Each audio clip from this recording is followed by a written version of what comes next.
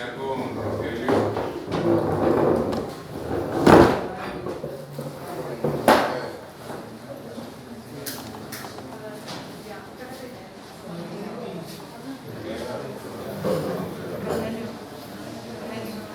Bien, iniciamos con Rogelio Antonio Tirado Espitia con la presentación que se titula Un patrimonio poco conocido.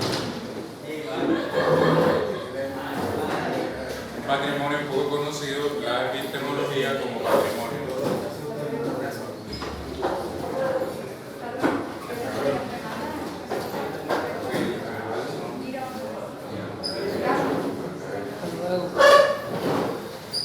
Muy bien, Rogelio Antonio es miembro también del equipo de Chaga Laboratorio, es historiador, director de proyectos, y en la tarde de hoy nos va a hablar sobre patrimonio y epistemología. Bienvenido. Bueno, esta es una ponencia que es un adelanto de investigación que estoy tratando varios conceptos y quiero dar a entender una idea principalmente.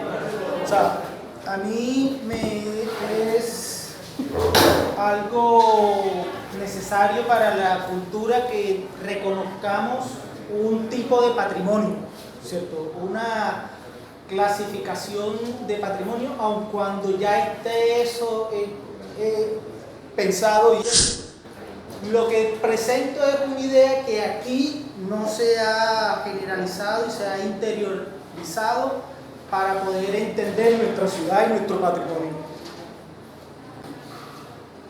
Y yo inicio principalmente con un fundamento lógico, que es el fundamento lógico de la realidad que yo presento como la opinión que debería estar organizando hoy la realidad, ¿no? Con esa gran palabra que quiere decir eso, y trata de una nueva forma de interpretar la realidad, parte de las generalidades de las ciencias naturales unificadas dentro del materialismo coalescente, emergentista, superveniente de las distintas capas dimensionales, las cuales conforman la realidad. Eso quiere decir que yo parto de la unificación de las ciencias naturales que en la ponencia de esta mañana estaba presentando el muchacho que es químico, que yo le hablaba de las capas dimensionales o de los universos, bueno, en ese mismo sentido, ¿no? Cada una de estas líneas representaría un universo donde estaríamos nosotros también siendo eso, porque son cosas que están dentro de nosotros. Hay que comprender que el universo de Ariel lo que trata de decir es mi persona, o sea, yo defino qué es el humano definiendo mi persona. Y lo defino desde una génesis, no de a dónde naces tú como tu familia, sino de dónde originas tú estando en el momento fáctico de ahora, ¿no? O sea, estando en el presente. Y digo, todo lo que existe, y explicándome a mí, el universo de Ariel es parte de una nada, que es la que une y separa todo. Y el primer universo que hemos reconocido con la tecnología que tenemos hasta hoy es el de las partículas elementales, después de los átomos, después de las moléculas, las células, los tejidos, los órganos y el organismo. Ese organismo es lo que llamamos el humano, Homo sapiens, ahí soy yo, ¿no? Y la otra esfera es la cultura, entendiendo también que en este planteamiento de fundamento lógico lo que queremos proponer es que todo lo que existe dentro de este inicio. Para que exista tiene que tener partículas elementales, ¿cierto? Bueno, ahí es como el fundamento lógico de donde inicio yo esto. Patrimonio, material y inmaterial, ya esto es reconocido desde hace rato. Los materiales, lo que podemos tocar en lo inmaterial pueden ser ideas, o libros, o cosas que están más allá del ser físico. A mí me interesa rescatar una sola cosa de lo patrimonio, porque el patrimonio tiene una definición que tiene muchos conceptos. A mí lo que me interesa es el concepto de herencia dentro del patrimonio. O sea, dentro del patrimonio hay muchos conceptos y el concepto que me interesa es la herencia. ¿Por qué? Porque el patrimonio se hereda a otras generaciones, ¿no? O sea, si nosotros tenemos algo, creamos un patrimonio, patrimonializamos algún invento, alguna idea, eso es lo que van a heredar nuestros hijos o nietos. Entonces, teoría de la historia. es importante reconocer que hay diferentes teorías de la historia dependiendo del tiempo y espacio donde se vive. Por ejemplo, nosotros hoy la realidad del 2021 tenemos una teoría de la historia totalmente diferente a la escuela de los anales. Los anales crearon una nueva forma de interpretar la realidad. Los anales son un grupo o una escuela de pensadores franceses que propusieron que había que estudiar la historia de una forma diferente a otras interpretaciones de la historia. En ese mismo sentido estoy diciendo que la teoría de la historia es una estructura del imaginario colectivo con el que interactúan las personas en un momento y espacio dado. Cambia por los adelantos descubiertos. Los adelantos son fundamentales para que uno se dé cuenta cuándo va a cambiar una cultura o lo que impacta, ¿no? Las revoluciones comienzan después de los adelantos técnicos, porque al final también hay que reconocer en este planteamiento de realidad el humano es un ser técnico. O sea, el humano es un ser que nace para hacer cosas y eso hace que se aleje la máxima entropía. La máxima entropía la reconocemos como la muerte, la posibilidad que imposibilita todas las otras posibilidades. Los historiadores cartageneros poco lo investigan, o sea, hay muy poca investigación del tema que yo quiero tratar aquí, que es la epistemología, o la teoría de la historia. Antes solo le competía al humano, ahora involucra la naturaleza. La teoría de la historia antes era considerada solo una investigación que se le debía hacer a las personas.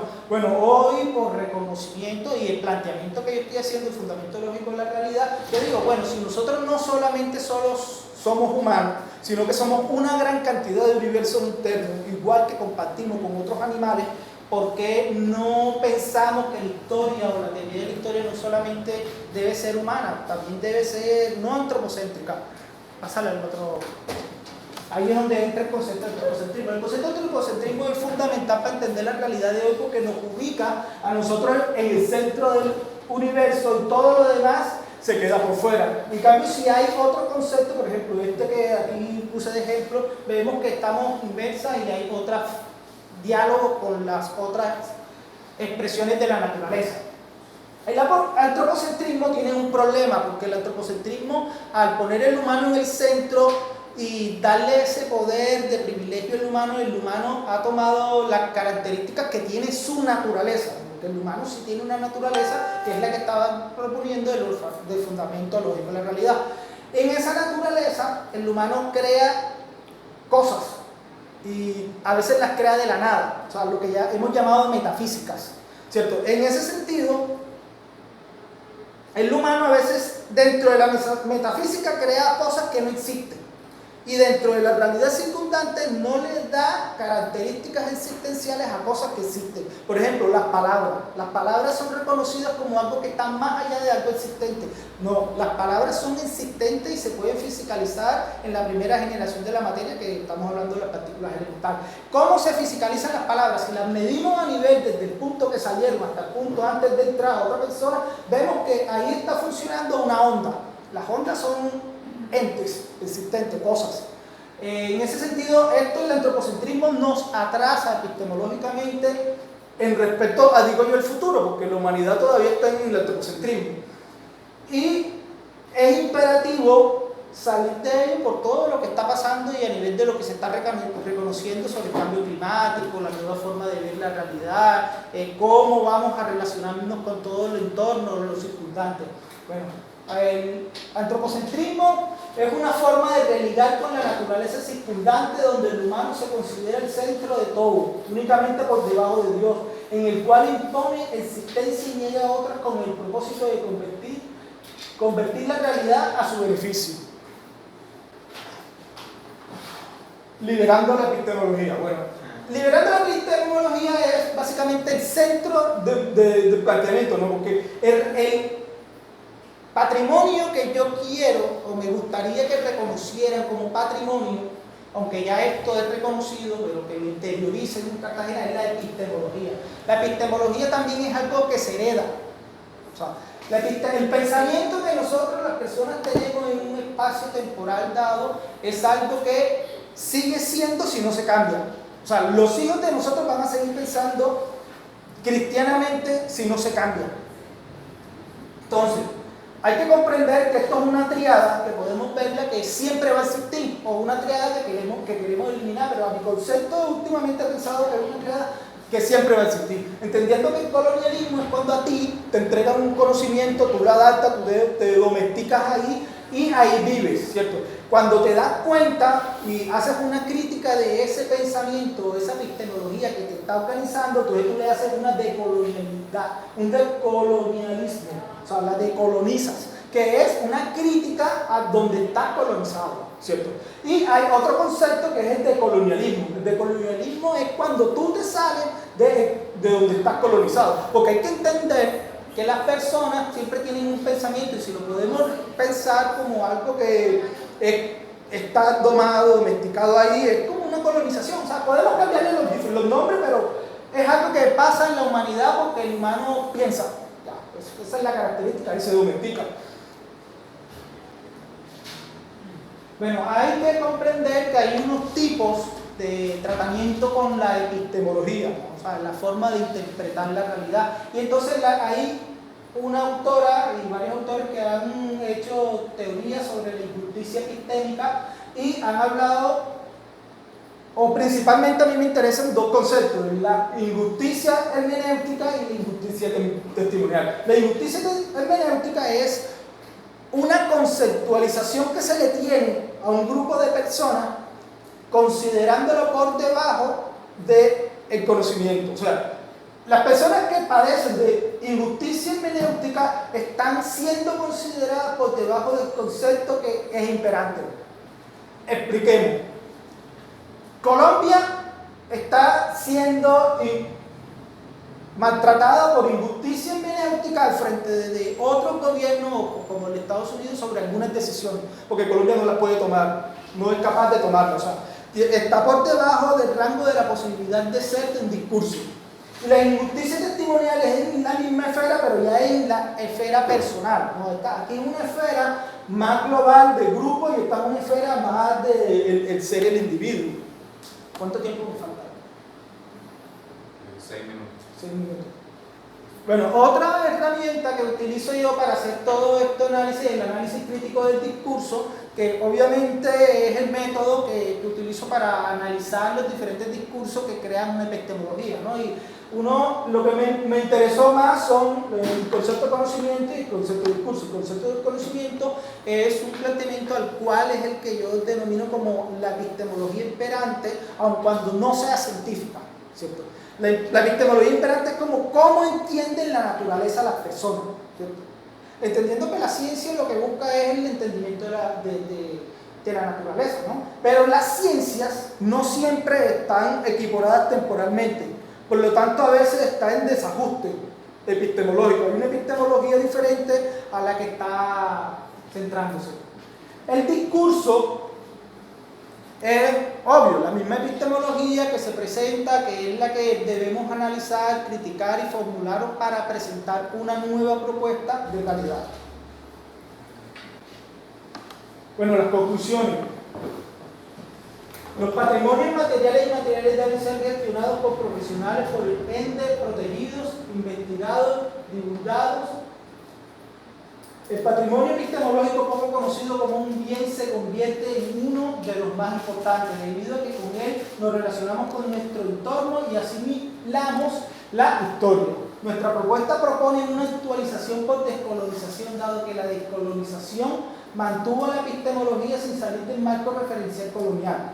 ¿Qué quiere decir esto? ¿No? Que aquí sí ha habido una decolonización de la colonia, pero esa decolonización de la colonia volvió a colonizar. O sea, la crítica a la colonia, al racismo, al patriarcado, ha vuelto a hacer una nueva colonización. Bueno, para terminar, quiero otra vez reafirmar mi principal inquietud en este espacio, ¿no? Es que se reconozca el concepto de epistemología como un patrimonio, ¿sí? El concepto de epistemología, si se reconoce como patrimonio, también se reconoce como algo heredado o heredable. Y en ese sentido, si nosotros damos a heredar una epistemología o una interpretación de la realidad que no está acorde a la realidad que impera, entendiendo la realidad que impera, la tecnología más avanzada, entendiendo la tecnología más avanzada como un monumento también, y entendiendo un monumento como cultura, ¿cierto? En ese sentido, hay que presentar la idea, que es la segunda idea que propongo, que es que reconozcamos a la tecnología como un patrimonio del espacio o de la cultura que la hizo, ¿cierto? Hay tecnologías como el transistor que se hicieron en diferentes espacios del planeta Tierra, pero es algo que también se puede patrimonializar y sería muy importante porque en la patrimonialización se investiga y se define qué es el objeto patrimonializado. Entonces, por eso propongo esas dos cosas, que se reconozca la epistemología como un patrimonio fuertemente, o que haya más injerencia en eso, y que se reconozca también la tecnología como una cultura. Sin más, yo creo que ya aquí dejo. Listo, perfecto. Muchas gracias, Rogelio. ¿Algo que quiera preguntar al público, una inquietud? Bueno, yo tenía más que una duda, quería como una aclaración, ya que sí me surgió una duda de momento, si puedes devolver la diapositiva hasta donde habla un poco más, ahí un poco adelante, injusticia, eso. La injusticia hermenéutica, más o menos la entiendo como esa característica que tiene un tercero de justificar la posición que tiene ante ese conocimiento que puede tener o esa característica que puede tener, ahora que hablas tú de ese grupo, acerca de cierta cosa, ahora hablando de la epistemología. Y si es así, entonces, hablando ya en un contexto que me hablaste sobre cómo otros países denigran o más bien no tienen en cuenta tanto la opinión de Colombia en ciertos aspectos, poner a la epistemología como cultura dejaría entredicho entonces en Colombia, al menos en esta área de la epistemología, ese denigre o ese mal visto o ese callada de boca que le tienen a esta Colombia en cuanto a la epistemología. Ahora, teniéndola como un patrimonio cultural, aquí va la pregunta, teniéndola como un patrimonio cultural, la epistemología, y podríamos nosotros,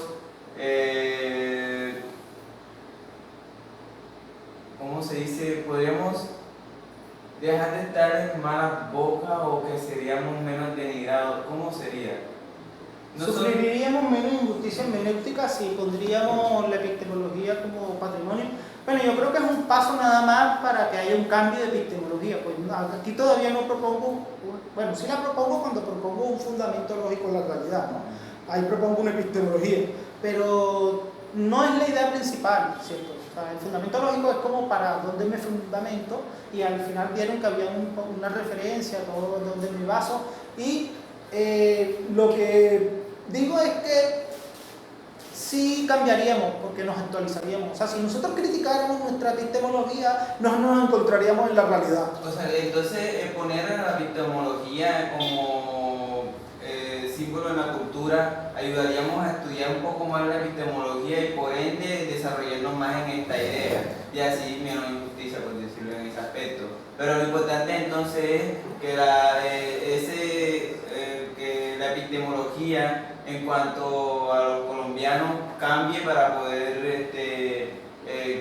o sea, en sí cambiar el estado epistemológico actual de los colombianos, en que en sí beneficiaría hoy en día ese preciso cambio. O sea, sí, claro, mira, tenemos varias opciones si hay un cambio epistemológico. Obvio. Podemos irnos para atrás, ¿cierto? Porque hay epistemología en la historia, todo, desde que existe la humanidad y pensamiento, ahí se ha interpretado la naturaleza. Entonces podemos irnos para atrás, pero podemos irnos también a otra mejor opción. Yo propongo una opción, ya. Yo creo que mi opción nos posiciona en la cúspide del mundo, porque, bueno, O sea, yo he leído varias partes de lo que dice el mundo sobre el fundamento lógico y no dice las cosas que yo digo. O sea, y esta información nos lleva a tener, o sea, mejor industria, mejor tecnología, mejor vida. O sea, este fundamento lógico de la realidad te proporciona a ti el conocimiento de que la vejez es una enfermedad. Si la vejez es una enfermedad, la gente no muere de vejez. ¿Cierto? Entonces, o sea, no sé qué progreso busca. También hay que ver en relación a tu progreso. Ya estaba un poco como en el limbo, ya estoy un poco ya enfocado en que el cambio epistemológico va enfocado a aquellos conocimientos que presentan como fundamentos lógicos. Exacto. Ok, listo, ya. Gracias. Bueno, listo. Una pequeña duda. Cuando tú hablas de dejar para la posteridad la epistemología, ¿cómo propondrías un método para que eso pasara? Bueno, mi persona Personalmente. es alguien que interviene en la sociedad. O sea, alguien que dice cosas filosóficas que cree que esas cosas van a cambiar el pensamiento. O sea, porque actualiza. Digamos que yo contravierto la realidad que tienen hoy acá, la realidad epistemológica, la realidad de las ciencias humanas, y digo que esa no es la realidad que hay que seguir, sino hay que seguir otra. Ya, o sea, mi persona hace eso. Eso es como mi método es yo ser filósofo. Ya, o sea, porque eso es lo que han hecho los filósofos.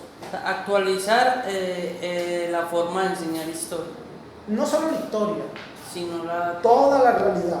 Es que esta nueva ciencia te dice que nosotros no podemos hacer ciencia sin tecnología, porque haría solo una fracción de la investigación.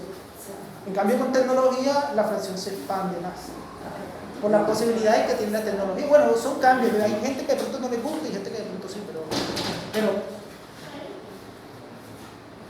hay otra cosa que tú querías decir, o sea,